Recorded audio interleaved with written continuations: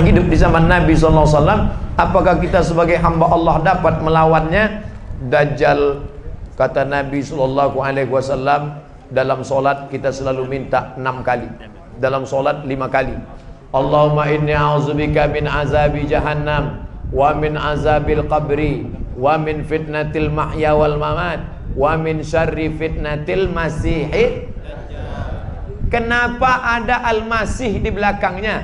Al-Masih Isa, Al-Masih Dajjal. Karena bentuknya sama macam Al-Masih Isa, tapi dia Dajjal yang palsu.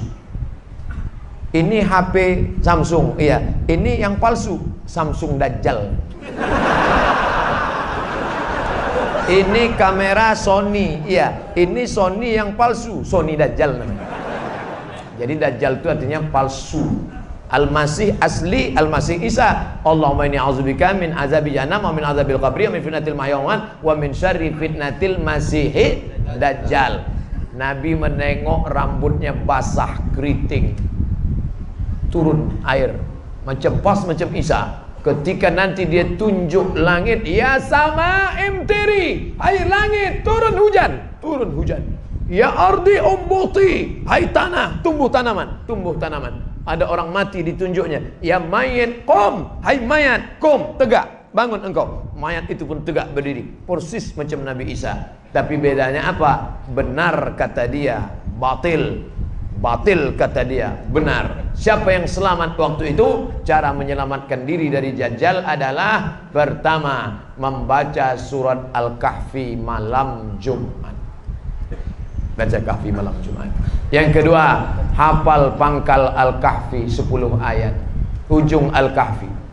Lalu kemudian sebelum salam, Allahumma inni a'udzubika min adzabi jahannam, wa min adzabil qabri, wa min fitnatil mahya wal mamat, wa min syarri fitnatil masihid dajjal. Sekarang Pak Ustadz, Dajjal itu sudah keluar atau belum? Cucu cicitnya sudah mulai keluar.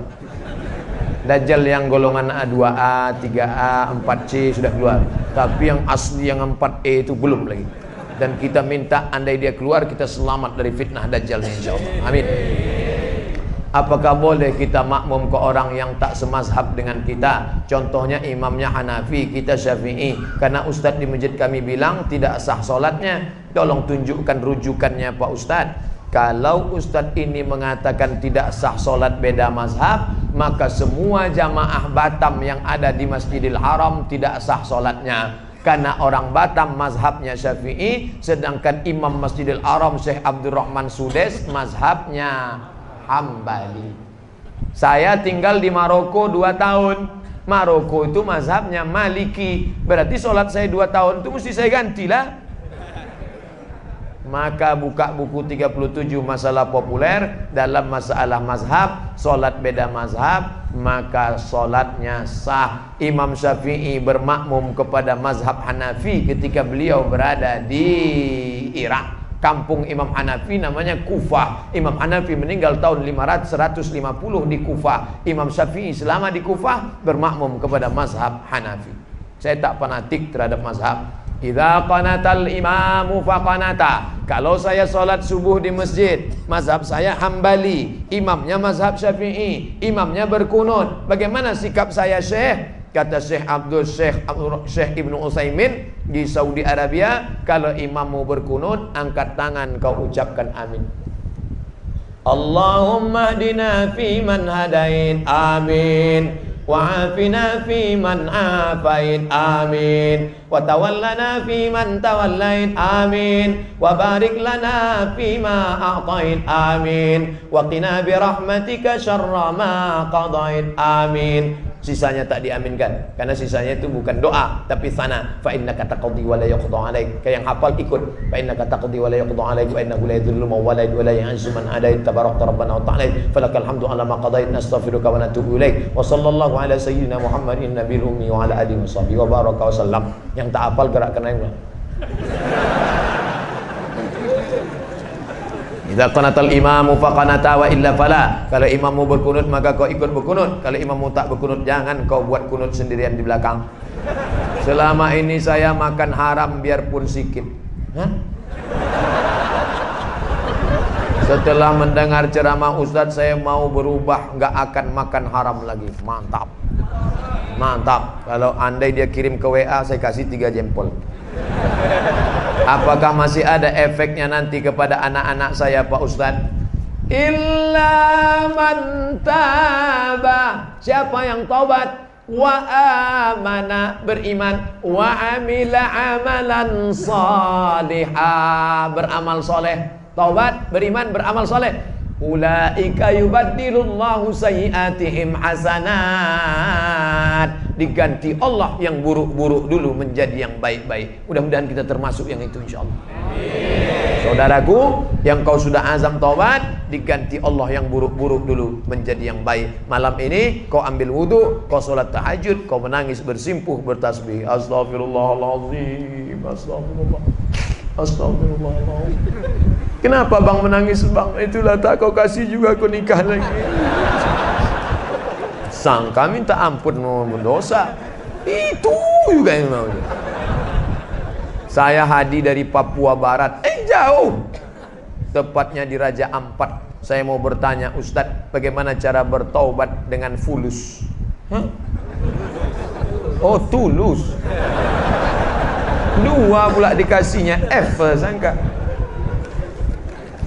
Rukun taubat. Pertama, an-nadamu fil qalbi, menyesal dalam hati. Menyesal. Yang kedua, al-iqraru bil lisani, dengan lidah. Astaghfirullahalazim. Agak panjang. Astaghfirullahalazim alladzi la ilaha illa huwal hayyul qayyum wa atubu ilaih. Yang lebih panjang, Allahumma anta rabbi la ilaha illa anta khalaqtani wa ana 'abduka wa ana 'ala 'ahdika wa 'adika mastata'tu. A'udzubika min syarri ma sana'tu, abu laka bi ni'matika 'alayya wa abu dzambi. Faghfir li fa innahu la yaghfiru dzunuba illa anta. Tak hafal saya Pak Ustaz, cari di Google. Sayyidul Istighfar, enter, print, cetak, tempel. Di mana sering ditengok-tengok. Kebetulan di kantor, tempel kantor. Allahumma anta rabbi la. Ibu-ibu yang masak tempel dekat kuali. Allahumma anta rabbi la ilaha illa anta khalaqtani wa ana 'abduka wa ana 'abduka wa 'abduka. Al-iqraru bil lisan, an-nadam bil qalbi, menyesal dalam hati. Al-iqraru bil lisan dinyatakan dengan lidah. Al-itmaru alla ya'uda ilaihi abadan, bertekad kuat tidak akan balik kepada perbuatan ini. Istighfar. Ayolah bro, kita ke karaoke malam ini. Tidak. Aku kalau sudah kukatakan taubat kepada Allah, sekalipun ke karaoke ini, tidak, sekali tidak. Kami yang bayar. Ayolah.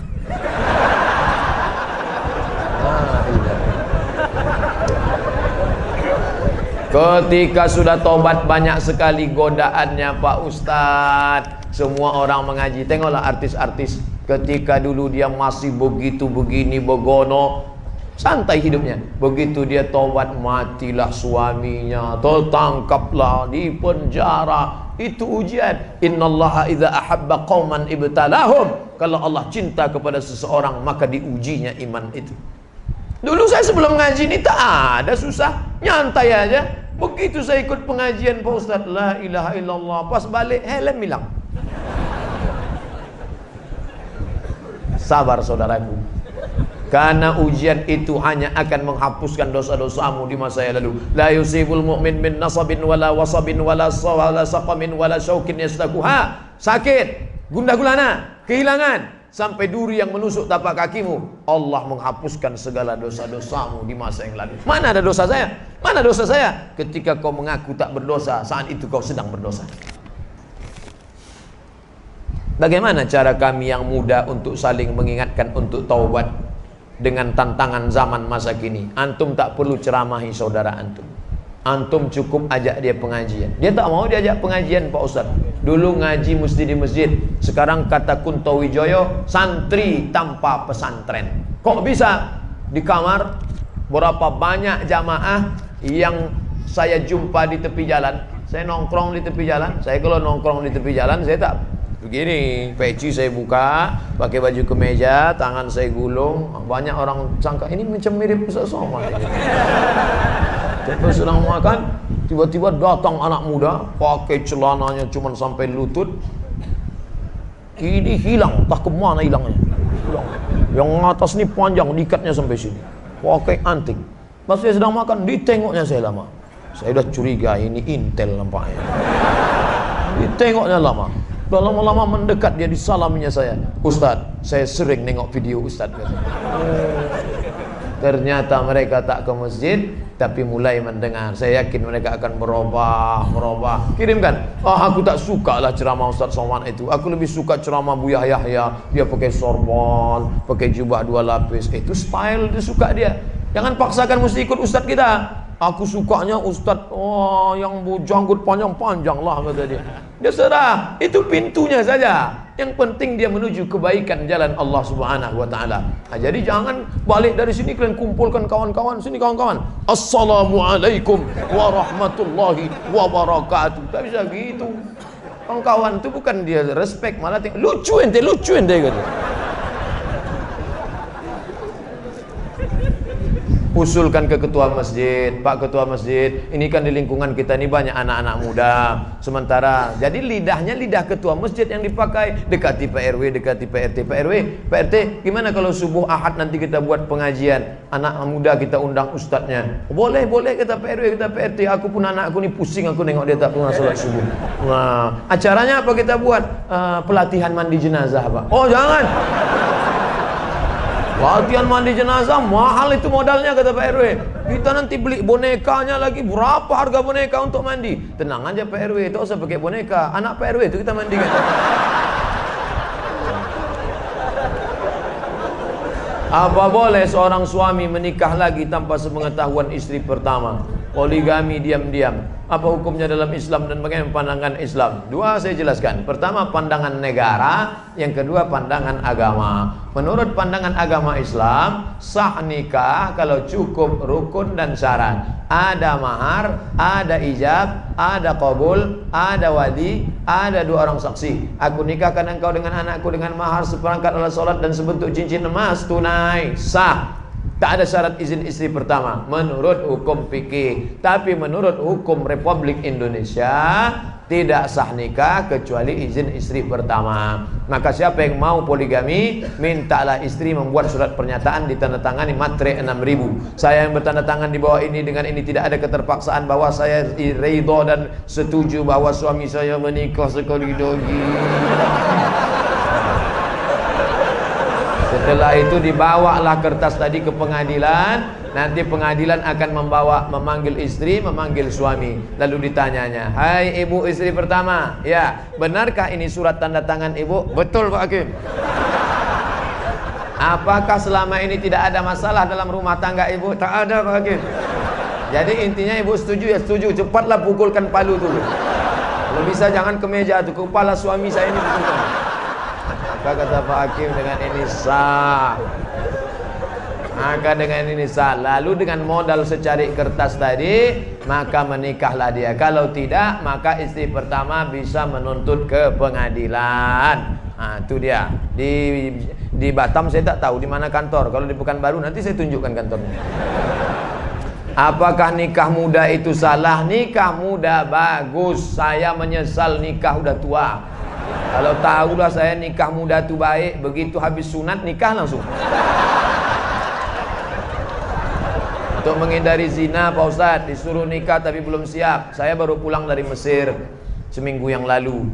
Hari Rabu saya pulang. Waktu terakhir berjumpa dengan adik-adik, saya katakan, kalian kalau ada anak lajang yang sedang kuliah, kebetulan ada perempuan yang juga dikirim belanja dari orang tuanya, cocok kalian, bagus kalian menikah. Tapi dengan syarat perjanjian yang ketat. Adinda, aku belum bisa cari makan, aku kiriman orang tuaku, kau pula dikirim orang tuamu. Bagaimana kalau kita merger aja? Yalah bang, kata dia, daripada kau diambil orang lain, bagus aku yang mengambil, bagus nikah. Tapi orang tua saya ini tak paham tentang ini Pak Ustadz. Dia maunya saya kepribadian dulu, mobil pribadi, rumah pribadi, kebun pribadi. Gimana nih Pak Ustadz? Maka pahamkanlah orang tua. Jangan balik dari sini dudukkan ayah, dudukkan emak. Assalamualaikum warahmatullah. Jangan.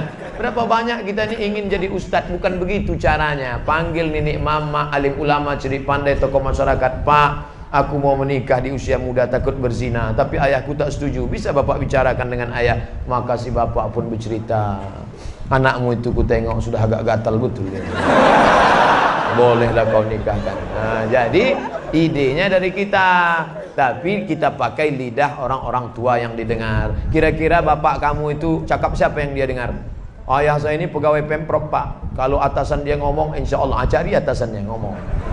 Ayah saya ini ngefan betul sama Ustadz Fulan Pak. Panggil Ustadz itu, suruh Ustadz. Ada imam di masjid Jabal Arafah namanya Ustadz Haruna Hasim. Ayah saya jamaahnya Pak. Panggil Ustadz Haruna. Ustadz tolong ngomongkan ke dia. Kata Ustadz Haruna, bagus betul kalau anak bapak itu nikah.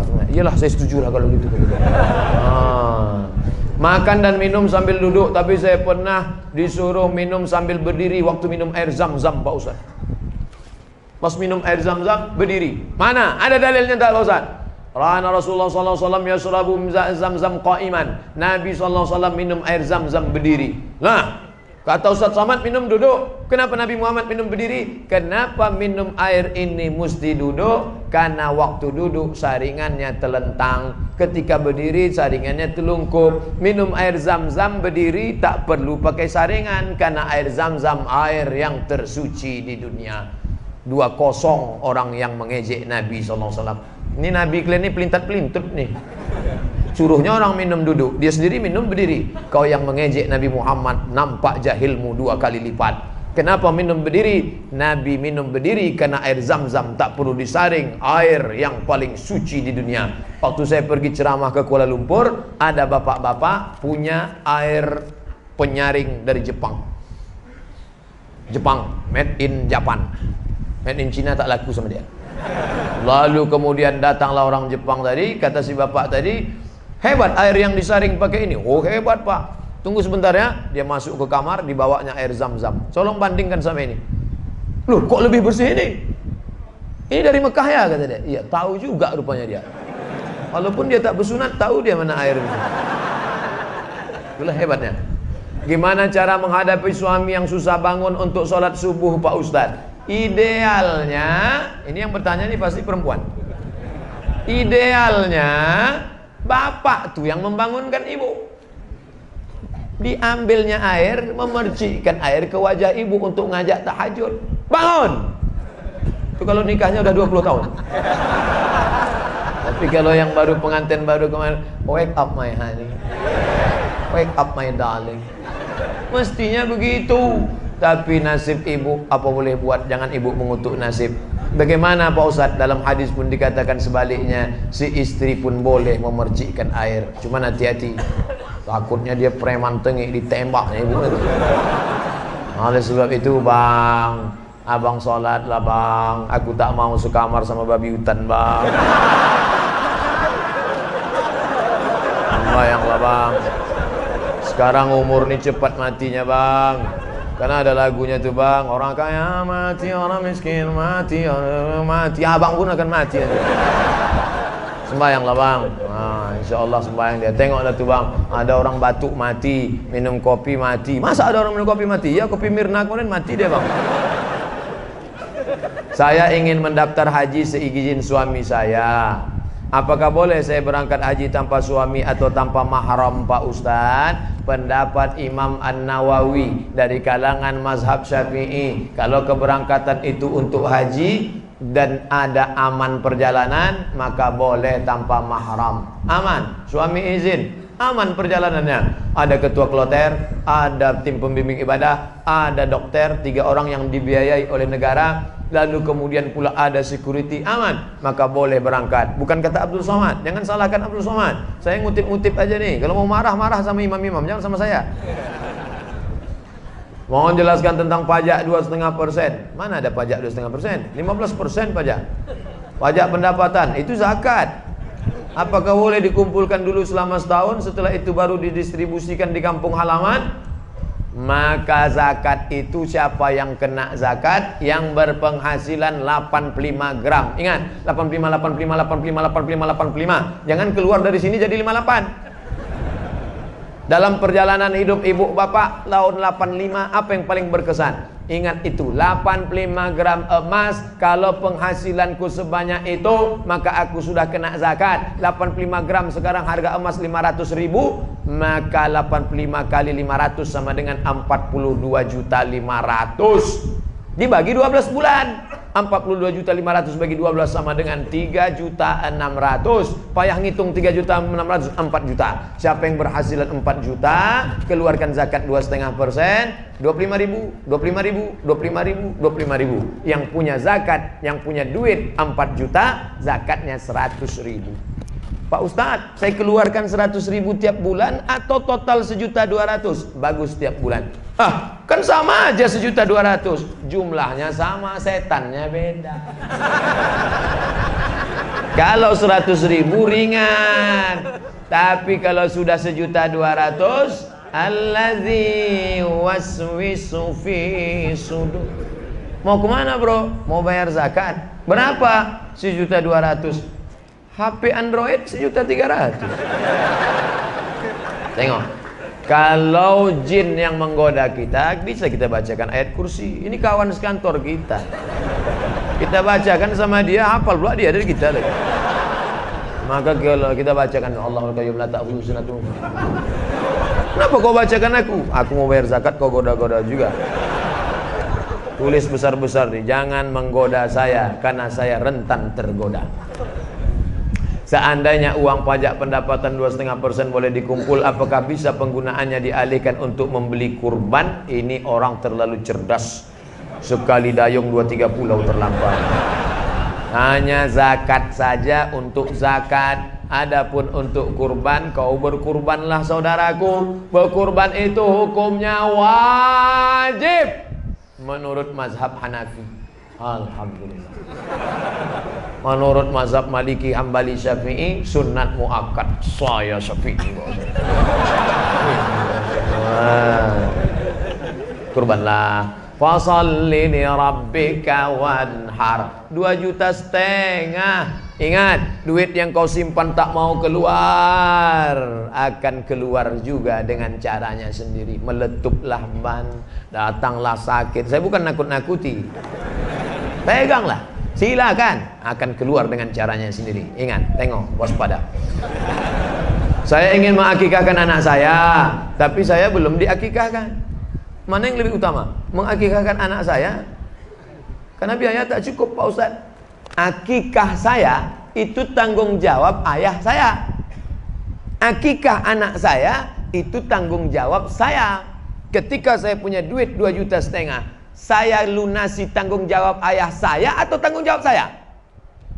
Tanggung jawab saya. Saya punya duit 2,5 juta, anak lahir, maka saya akikahkan anak saya. Setelah saya akikahkan anak saya, rezeki bertambah, sekarang ada duit 5 juta, 2 ekor kambing. Maka saya boleh mengakikahkan diri saya. Bapak ibu yang belum akikah, malam ini ada duit, langsung cari kambing. www.kambing.com.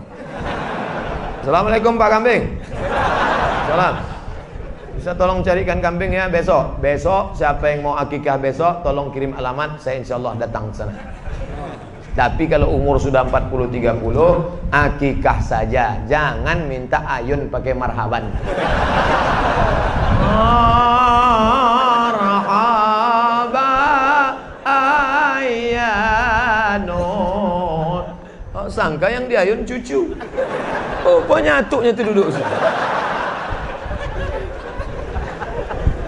Apa hukumnya mengakikahkan anak yang sudah meninggal dunia? Kalau anak itu sudah ditiupkan roh, umur berapa ditiupkan roh? 40 hari air, 40 hari darah, 40 hari daging, 120 hari, gugur dia 5 bulan, atau setelah lahir 2-3 hari, mau diakikahkan orang tuanya, hukumnya mubah. Kalau 7 hari sunnah, tak bisa 7 hari 14, tak hari ke-14 21 tak bisa, tak usah tengok tanggal lagi.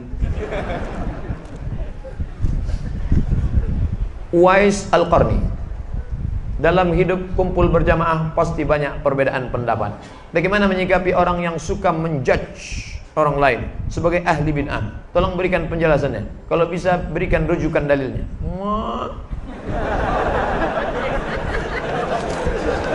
Tidak boleh. Ini saya kutip pendapat Ustadz Abdullah Hadrami, saudara kalangan salafi dari Malang. Apa kata Ustaz Abdullah Hadrami? Murid langsung Syekh Ibnu Utsaimin, 4 tahun mulazamah dengan Syekh Utsaimin di Makkah, di Saudi Arabia. Jangan menuduh saudaramu pelaku bid'ah kalau perbuatan itu tidak disepakati ulama bahwa dia bid'ah. Ketika kau katakan, hei pelaku bid'ah, maka bid'ah sama dengan hei dolalah, dolalah sama dengan hei penghuni neraka. Hati-hati. Selama masih ada dalilnya, tak boleh kau katakan itu perbuatan bid'ah. Tapi kalau sepakat ulama bahwa itu bid'ah, maka kau mesti menegakkan bendera kebenaran. Bid'ah, batil, haram. Tapi selama dia tidak bid'ah, ada dalilnya. Dalil dari jauh, dalil dari dekat, dalil am, dalil khas, tak boleh kau katakan bid'ah. Apakah jodoh juga harus wajib kita selipkan di doa?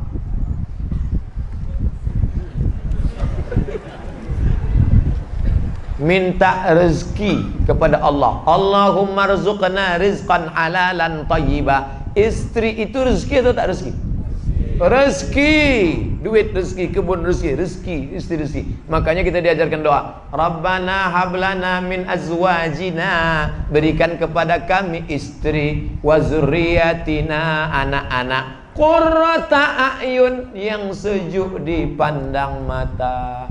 Keluar kita dari rumah panas, begitu menengok dia sejuk mata kita menengok. Masya Allah.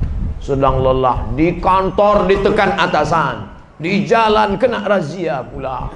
Begitu sampai di rumah, datang dia membawakan sejuk rasa abang. Iya bang, baru hidupkan nasi gitu. Maka mintakanlah. Boleh saya sebut namanya Pak Ustadz? Boleh, tapi jangan kuat-kuat. Ya Allah, berikanlah aku istri yang salihah.